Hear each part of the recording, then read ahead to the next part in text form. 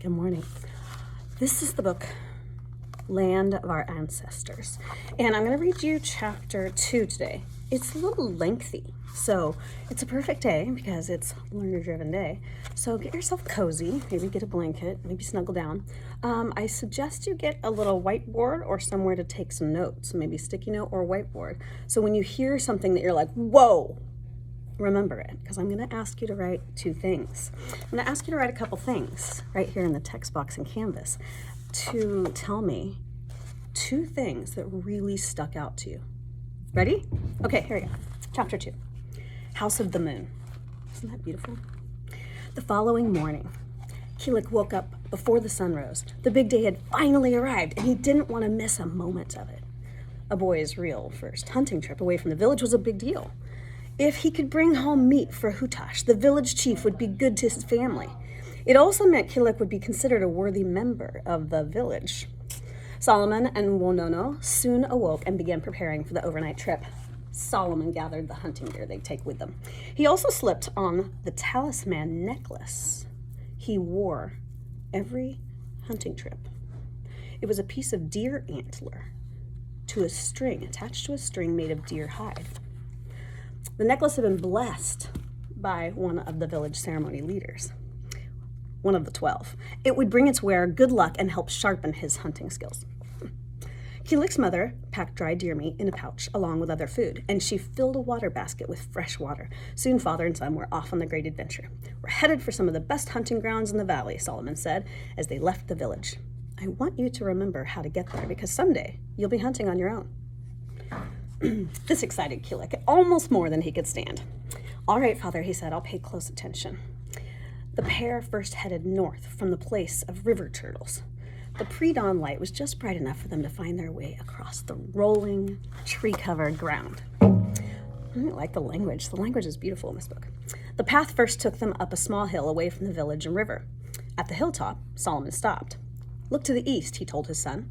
Kilik cast his gaze in that direction. North, south, west, east. Gotta remember that from the compass rose. A low fog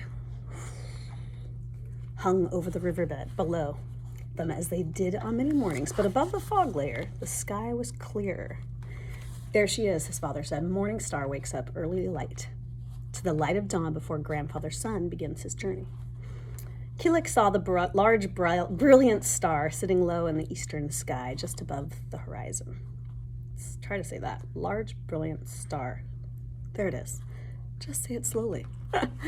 At this time of day, the first thing to look for when seeking this trail is Morning Star, Solomon continued. She rises from the same place every day. Head straight for her, and you won't miss the trail. Because remember, they were using the sun and the stars to guide them on where directions were. That's how they did it then. Then Kilik's father turned back to look down the path they had just walked. Kilik looked down the path as well. Their village, the center of Kilik's world. The center of Kilik's world. His whole short life was visible just below them. Let me take a pause. And you can pause this anytime today. I'm getting warm. I'm going to take my jacket off. So if you rearrange yourself, get your stuff organized, this is where you're going to really pay attention because yes is the answer. This is where the Spanish come. It's coming. You're going to see the Native Americans interact with the Spanish right here. It's coming. A flat piece of ground overlooking the bend in the river, surrounded by the fog that hovered just over the water. The village appeared to float on the clouds. I love our village, Kilik told his father, and I love this valley, the mountains that surround us, our whole Chumash world. Remember, these are the Chumash. The Chumash world that Kilik loved was an all-natural world. Oh, be still, Mrs. Rogers' heart. Everything the people ate, used, or made came from rock, soil, plants, and trees, and the animals around them. They knew this world and everything in it very well. They considered it sacred ground, a gift from the Creator.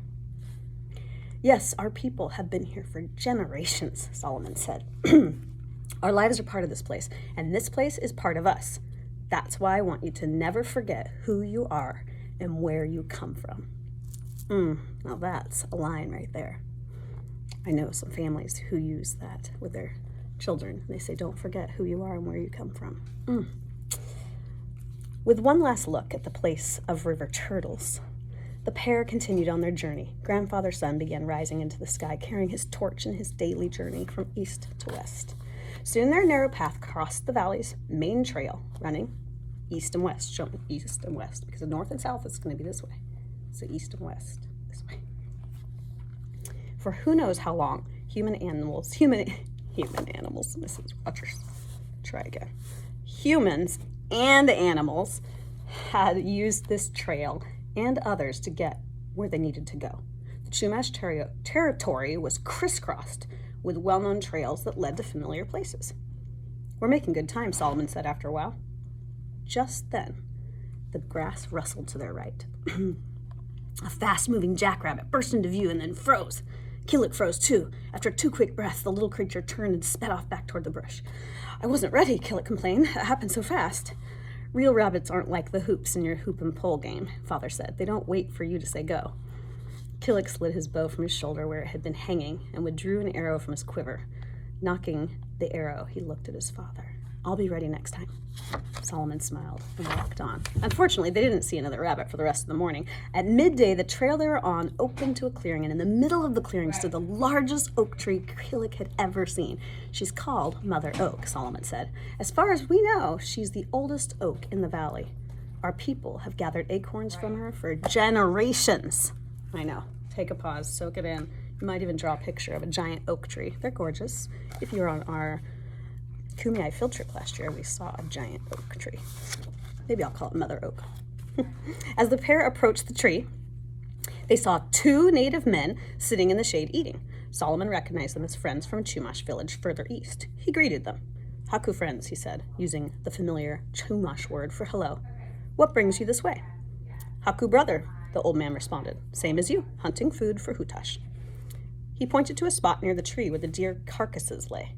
The deer's legs were tied to a long pole that the men used to carry the animal. I hope you left one for us, Killick's father said jokingly. This is my son's first serious hunt. Don't worry, the older man said. There's plenty more where that came from. It's good season, so we have a lot to be thankful for. Killick and his father sat near the men and opened their lunch pouch. Killick's feet were beginning to hurt a little from the walk. He was glad that they took a break. The boy listened as the men talked for a short while about hunting, fishing, food, and gathering. It had been a good year, they agreed.